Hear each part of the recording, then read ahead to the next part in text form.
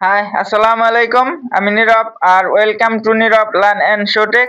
So আজকে আমি আমার এই ভিডিওতে তোমাদের সামনে এক্সপ্লেন করব যে ফেসবুকের সেফটি চেক এই সিস্টেমটি আসলে কি, আর এটি কেন অ্যাক্টিভেট হয় এবং কখন অ্যাক্টিভেট হয়, এর কাজটি আসলে কি। সো আর এটি কবে থেকে প্রচলিত হয় কিংবা কবে থেকে ফেসবুকে এই সিস্টেমটি ইনক্লুড করা হয়। সো সেই বিষয়ে কিন্তু আমি এই ভিডিওতে তোমাদেরকে ধারণা দিব। যদি ভিডিওটি তোমার কাছে ইনফরমেটিভ হয়ে থাকে তাহলে কিন্তু একটি লাইক দিয়ে ভিডিওটি কন্টিনিউ করবে। তো ফেসবুকের এই সেফটি চেক আসলে কি এবং কেন অ্যাক্টিভেট হয়। দেন ফেসবুকের এই সেফটি চেক সিস্টেমটি আসলে হলো একটি প্রাকৃতিক সতর্কবার্তার সিস্টেম, যেটি কিনা কোনো এলাকায় যেমন প্রাকৃতিক কোনো বিপর্যয় যেমন ভূমিকম্প, বন্যা, সাইক্লোন ইত্যাদি এইসব বিপর্যয় সংঘটিত হয়, তাহলে কিন্তু ফেসবুকের এই অ্যালার্ম সিস্টেমটি স্বয়ংক্রিয় হয়ে যায় অটোমেটিক্যালি। যেমন বাংলাদেশে কিন্তু কিছুদিন আগেই একটি প্রাকৃতিক বিপর্যয় ভূমিকম্প হয়ে গেছে। সো তখন কিন্তু ফেসবুকের এই সেফটি চেক সিস্টেমটি অ্যাক্টিভেট হয়ে গিয়েছিল, বিশেষ করে যারা নাকি এই ভূমিকম্পগ্রস্ত এলাকার ভিতরে যারা অবস্থান করেছিল, ফেসবুকের ইউজাররা, তাদের ফোনে কিন্তু এই নোটিফিকেশনটি আসে এবং সেখানে কিন্তু দুইটি বাটন থাকে। তো এভরিওয়ান, এই সিস্টেমটি কবে থেকে চালু হয়? সো এই সিস্টেমটি কিন্তু প্রথমবার চালু হয় 2014 সালে। তো এই সিস্টেমটি কিন্তু ফেসবুক প্রথমবার 2014 সালে চালু করে। দেন এটির ধারণা তখনই আসে যখন 2011 সালে জাপানে ভূমিকম্প হয় এবং সবাই কিন্তু সোশ্যাল মিডিয়ার মাধ্যমে একে অপরের খোঁজ নিতে থাকে। তখনই কিন্তু এটির ধারণা প্রবর্তন হয় এবং তারপরে 2014 সালে কিন্তু ফেসবুক অফিসিয়াল ভাবে এটি কিন্তু তাদের সিস্টেমের সাথে কিন্তু তারপরে এইটিকে যুক্ত করে তারা। তো এই ফেসবুকের সেফটি চেক সিস্টেমটি আসলে কিভাবে কাজ করে, যখন নাকি কোনো বড় সড়ো প্রাকৃতিক বিপর্যয় সংঘটিত হয়, তখন কিন্তু ফেসবুক বিভিন্ন প্রাকৃতিক দুর্যোগ সংঘটিত হওয়ার যে তথ্য বা উপাত্ত সরকারি বা বেসরকারি গুগল কিংবা অন্য কোনো ওয়েবসাইটে সেই তথ্য এবং উপাত্তগুলোকে বিশ্লেষণ করে।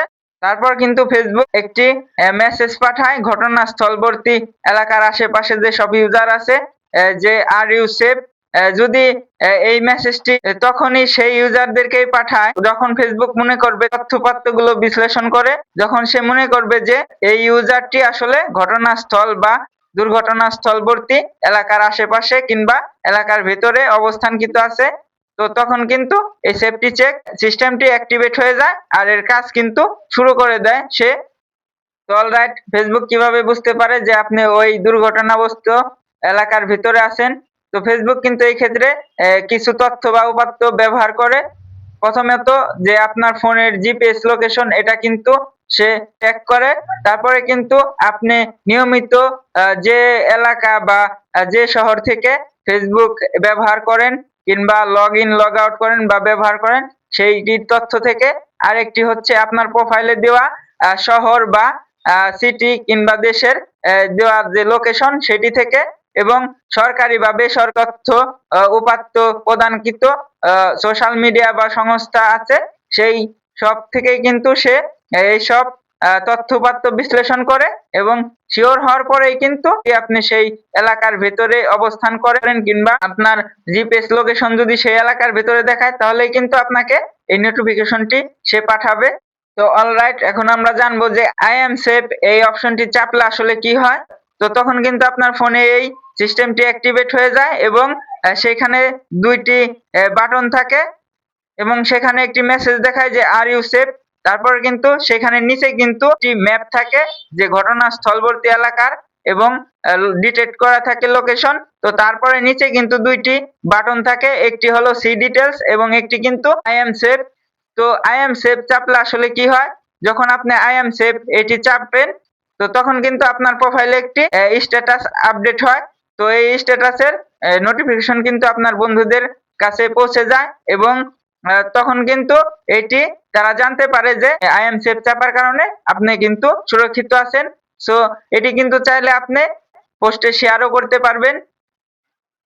তো এভরিওয়ান, এবার কিন্তু আপনাদের মনে প্রশ্ন আসতে পারে অবশ্য, তো কেন এই সেফটি চেক অপশনটি সবার ক্ষেত্রে দেখায় না? এটির কিন্তু একটি বিশেষ কারণও আছে, আর এই কারণটি হচ্ছে যে এটি কিন্তু তখনই অ্যাক্টিভেট হবে এবং তখনই ওই ইউজারকেই দেখাবে। তো যখন ফেসবুক বুঝবে যে এই ইউজারটি কিন্তু দুর্ঘটনাগ্রস্ত এলাকার ভিতরে বা আশেপাশে অবস্থানকৃত আছে, তখনই কিন্তু এই বিশেষ পরিস্থিতিতে সে কিন্তু এইটি অ্যাক্টিভেট করে তাকে কিন্তু এই নোটিফিকেশনটি পাঠাবে। সো এটি হচ্ছে এর মূল কারণ, এবং এটি কিন্তু বিশেষ পরিস্থিতিতে একটি ওপেন হওয়া সিস্টেম, এবং স্বয়ংক্রিয়ভাবে এটি কিন্তু ওপেন হয়ে থাকে।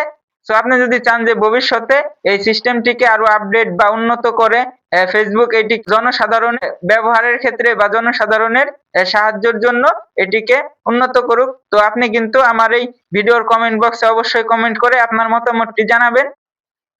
তো ভিউয়ার্স, এই ছিল কিন্তু আমাদের আজকের ভিডিওটি, ফেসবুক সেফটি চেক নিয়ে সম্পূর্ণ ব্যাখ্যা। যদি এই ভিডিওটি আপনাদের কাছে ইনফরমেটিভ হয়ে থাকে এবং আপনাদের ভালো লেগে থাকে, তাহলে কিন্তু আমার এই ভিডিওতে কৃতজ্ঞতার সহিত একটি লাইক করে দিবেন, এবং আপনার বন্ধু বান্ধবের সাথে কিন্তু এই ভিডিওটি শেয়ার করতে পারেন। সো যদি ভালো লাগে তাহলে কিন্তু আমার চ্যানেলটিকে সাবস্ক্রাইব করে রাখতে পারেন, তো পরবর্তী টেক টিউটোরিয়াল ভিডিওর আপলোড পেতে এবং অলে ক্লিক করে রাখবেন, যাতে সরাসরি নোটিফিকেশনটি আপনি পেয়ে যান। সো এই ছিল কিন্তু আমাদের আজকের ভিডিওটি। সো আমি নীরব আজকে বিদায় নিচ্ছি। দেখা হচ্ছে অন্য কোনো টেক টিউটোরিয়াল ভিডিওতে। ততক্ষণ নিজের খেয়াল রাখবেন, সুস্থ থাকবেন। আল্লাহ হাফিজ।